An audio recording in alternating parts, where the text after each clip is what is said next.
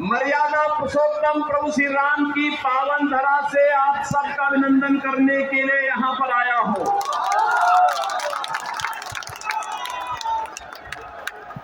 और इसलिए मैं आया हूँ क्योंकि 500 वर्षों का इंतजार समाप्त करके अयोध्या में प्रभु श्री राम लला फिर से विराजमान हुए हैं। तो स्वाभाविक रूप से मां जानकी के मायके के नाते सर्वाधिक खुशी आप लोगों को हुई है। बहनों और भाइयों, अयोध्या में प्रभु राम के विराजमान होने का मामला हो या फिर भारत का दुनिया के अंदर सम्मान दिलाने का कार्य, भारत की सुरक्षा को पुख्ता करने का कार्य हो या भारत के अंदर आतंकवाद और नक्सलवाद की समस्या का स्थायी समाधान, विकास के बड़े बड़े कार्य देखने हो, तो यहाँ पे गिरिराज जी का करिश्मा भी आपने देखा कि बरौनी का बंद कारखाना 20 वर्षों से बंद कारखाना फिर से चालू हुआ और यहाँ की रिफाइनरी भी आज इसका विस्तार इस रूप में कर दिया गया कि नए रूप में आपके सामने आई है। बहनों और भाइयों, रेलवे का हो, हाईवे का हो या फिर हर घर नल की योजना जैसी योजनाओं के माध्यम से गरीब कल्याणकारी योजनाओं के रूप में आज भारतीय जनता पार्टी और एनडीए की सरकार मोदी जी के नेतृत्व में एक नए भारत का दर्शन करा रही है। तो नए भारत का नया बिहार भी बनना चाहिए कि नहीं बनना चाहिए? नए भारत का नया बिहार आप देख रहे होंगे, आपने देखा होगा बहनों और भाइयों, जब कांग्रेस और आरजेडी की सरकार थी तब आतंकी घटनाएं घटित होती थी और जब आतंकवाद पर कार्रवाई करने की बात होती थी ये लोग क्या कहते थे? कहते थे आतंकवाद सीमा पार से है। एक ही बहाना होता था, सीमा पार से आतंकवाद। बहनों और भाइयों, आज सीमा पार से आतंकवाद नहीं, आज तो कोई जोर से पटाखा भी फट जाए ना तो पाकिस्तान सबसे पहले सफाई देता कि मेरा हाथ नहीं है। जब मजबूत सरकार होती है तो ऐसे ही दुश्मन अपनी औकात पे रहते हैं। जब मजबूर सरकार होती है तो आतंकवाद सिर चढ़ करके बोलता है। आज मोदी जी के नेतृत्व में एक मजबूत सरकार है और सरकार ने सुरक्षा भी दिया है, सम्मान भी दिया है, विकास भी कराया है, गरीब कल्याणकारी योजनाओं का लाभ भी दिलाया है और आपकी आस्था को भी सम्मान दिलाया है। अयोध्या में प्रभु राम लला फिर से विराजमान हो गए हैं। काशी में आप जाएंगे तो काशी में काशी विश्वनाथ धाम का दर्शन आपको फिर नए रूप में देखने को मिलता है। मां गंगा की अविरलता और निर्मलता के लिए भी कार्य हुआ है। तो जदयू और बीजेपी की सरकार बिहार के अंदर बाढ़ की समस्या का स्थायी समाधान के लिए भी निरंतर कार्य कर रही है। बहनों भाइयों, भारतीय जनता पार्टी आज अपने सहयोगी दल जदयू, लोजपा और अपने अन्य सहयोगी दलों के साथ मिलकर के इस चुनाव में इसलिए आई है कि मोदी जी के नेतृत्व में 10 वर्ष में हमने एक आधार तैयार किया है विकसित भारत का। विकसित भारत की संकल्पना को साकार करने के लिए एक बार फिर से मोदी जी को देश की कमान सौंपने की आवश्यकता है। अब तक 3 चरणों के चुनाव हुए हैं और देश का सबसे बड़ा राज्य उत्तर प्रदेश है, 80 लोकसभा सीट है और हमने तो तय किया उत्तर प्रदेश वासियों ने कि 80 की 80 लोकसभा सीट पर कमल खिलाएंगे। मोदी जी को 80 की 80 कमल की मालाओं का हार मोदी जी के गले में पहनाएंगे। और मैं अब तक कह सकता हूं कि कई राज्यों में मुझे जाने का अवसर प्राप्त हुआ। एक ही स्वर गूंज रहा है और वह है फिर एक बार मोदी सरकार। फिर एक बार, अब की बार 400 पार।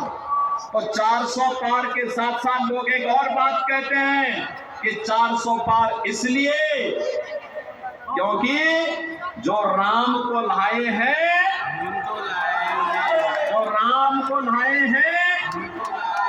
और ये चुनाव तो बहनों और भाइयों बहुत स्पष्ट हो चुका है। राम भक्तों और राम द्रोहियों के बीच में चुनाव जा चुका है। जो राम भक्त हैं आत्मनिर्भर और विकसित भारत की संकल्पना के लिए कार्य कर रहे हैं, सबका साथ और सबके विकास के लिए कार्य कर रहे हैं। जो रामद्रोही हैं उनका पाकिस्तान प्रेम जग रहा है।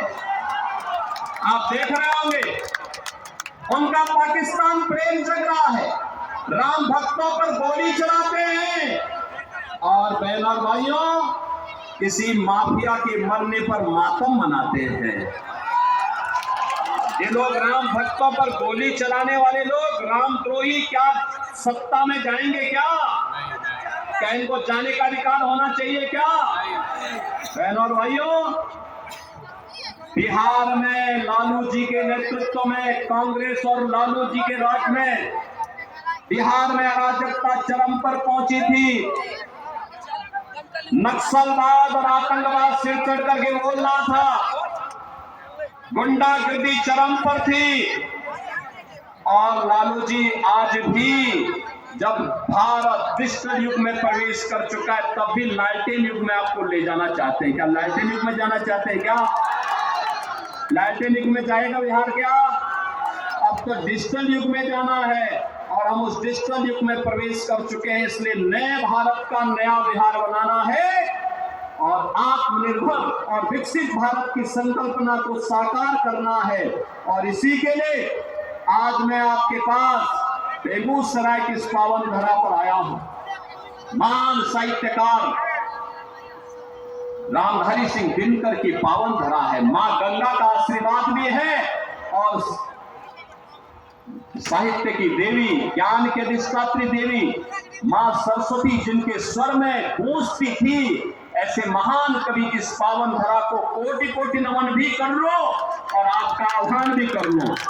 देखो आपके द्वारा चुना गया प्रतिनिधि, आपका सांसद विकास भी कराया और बिना रुके, बिना डिगे, बिना थके, बिना झुके विकास भी कराया और मूल्य और आदर्शों के साथ आपके लिए लड़ता भी रहा, हर मंच पर लड़ता रहा, कार्य करता रहा। ऐसे प्रतिनिधि बार बार चुने जाने चाहिए। चुने जाने चाहिए कि नहीं चुने जाने चाहिए? चुने जाएंगे ना बहनों और भाइयों। चुनाव के दौरान जनप्रतिनिधि से ये उम्मीद करना कि घर घर जाए, संसदीय क्षेत्र बहुत बड़ा होता है, बहुत कठिन होता है क्योंकि वे प्रदेश के, देश के बड़े नेता हैं, कई जगह उनको जाना होता है। इसलिए मेरी आपसे अपील होगी कि मोदी जी का प्रतिनिधि बनकर और स्वयं गिरिराज सिंह बनकर के घर घर जाकर के घर घर जाइए, देश को बचाने के लिए आगे आइए। एक कांग्रेस और आरजेडी का गठबंधन भारत के विभाजन की व्यूह तैयार कर रहा है। बाबा साहब भीमराव अंबेडकर के द्वारा बनाए गए संविधान में ओबीसी, एससी, एसटी के आरक्षण पर सेल लगाने की तैयारी कर रहा है और यह छूट इनको कतई मत देना, क्योंकि बाबा साहब भीमराव अंबेडकर ने कहा था कि धार्मिक आधार पर हिंदुस्तान में आरक्षण नहीं हो सकता है और यह आरक्षण हमें धार्मिक आधार पर नहीं होने देना चाहिए। लालू जी के स्वर पर फूटी पड़े हैं कि सभी मुसलमानों को ओबीसी का आरक्षण मिलना चाहिए। अगर ओबीसी का आरक्षण आप उनको दे देंगे तो फिर हमारा ओबीसी कहां जाएगा, कहां जाएगा? और कांग्रेस ने एससी के आरक्षण को राजेंद्र सच्चर कमेटी बना करके पहले ही सेल लगाने की शुरुआत की थी। बहनों और भाइयों, इनकी साजिश को सफल नहीं होने देना है। और दूसरा महान पाप कांग्रेस क्या करने जा रही है? कांग्रेस ने अपने मैनिफेस्टो में कहा है कि अगर वह सत्ता में आएगी तो सत्ता में आने पे अल्पसंख्यकों की रुचि के अनुसार उनको खान पान की स्वतंत्रता देगी। बहनों और भाइयों, मैं आपसे पूछना चाहता हूं, ऐसा कौन सा भोजन है जो अल्पसंख्यकों को रुचिकर लगता हो और बहुसंख्यकों को नापसंद हो। वह सबको तो सभी खाते हैं, बाटी चोखा भी सभी खाते हैं, लेकिन एक में है, हमारा बहुसंख्यक समाज कहता हम गौ मांस नहीं खाएंगे, गौ हत्या भी बर्दाश्त नहीं करेंगे। क्या आप इसको स्वीकार करेंगे? क्या कांग्रेस की इस मंशा को, क्या जेडी की मंशा स्वीकार होगी? बहन और भाइयों, नहीं होगी। तो इस पाप के लिए इनको माफ भी मत करना, इनको माफ भी नहीं करना। जो लोग रामद्रोही हैं, जो बाबा साहब भीमराव अंबेडकर के द्वारा बनाए गए संविधान को धार्मिक आधार पर काटना चाहते हैं, जिन लोगों ने आपको विकास से वंचित किया, जो लोग बिहार में अराजकता के कारण थे, ये चुनाव उनकी जमानत को जब्त करने का एक माध्यम बनना चाहिए। सहमत हैं? सहमत हैं? तो हम आश्वस्त होकर के मैं मोदी जी को बताऊं कि बेगूसराय से गिरिराज सिंह जी भारी बहुमत से विजयी बनकर के जाएंगे ना? सभी लोग सहमत हैं? तो फिर मेरे साथ बोलेंगे भारत माता की, भारत माता की, भारत माता की जय श्री राम, जय जय श्री राम। मां भारती के ऐसे सपूत को पाकर और अपने बीच बेगूसराय के धराधाम पर हम स्वागत और अभिनंदन करते हैं। आदरणीय गिरिराज जी से आग्रह है कि वह बिहट के बड़ी दुर्गा माता का तस्वीर माननीय मुख्यमंत्री उत्तर प्रदेश को वह भेंट करें और यह प्रतीक चिन्ह हमारे संस्कृति की, बेगूसराय की वह भेंट स्वरूप उनको दें। योगी आदित्यनाथ जिंदाबाद, योगी आदित्यनाथ जिंदाबाद, नरेंद्र मोदी जिंदाबाद, नरेंद्र मोदी जिंदाबाद, भारतीय जनता पार्टी जिंदाबाद, एनडीए गठबंधन जिंदाबाद। धन्यवाद।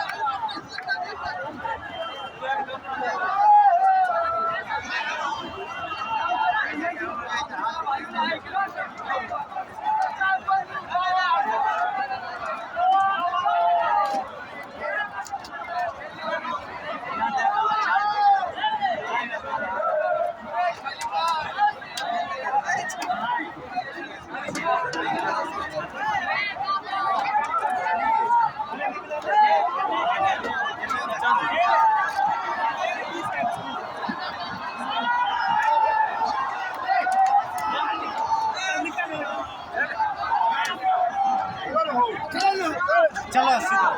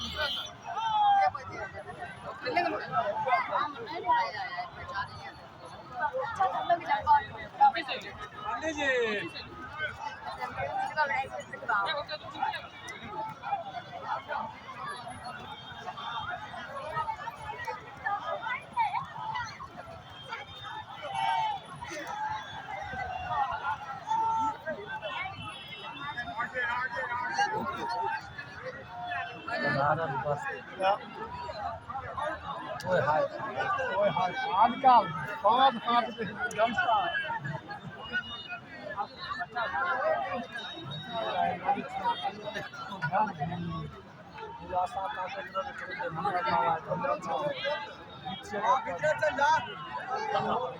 विख्यात संघर्ष ओकर बाद इएह सत्य है अखंड बाबा भाषण देखे रहे तब लोग देखबो करते तो यहाँ तक पैदल रहे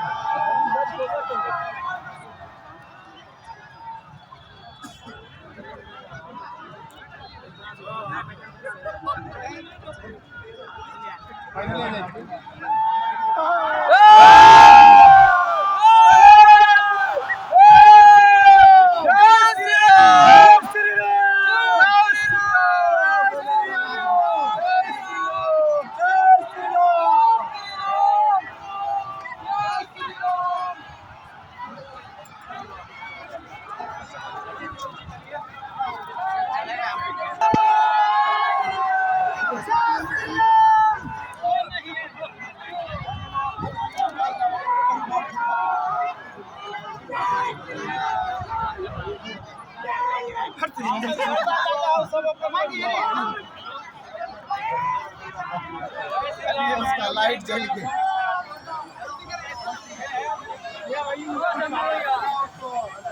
भैया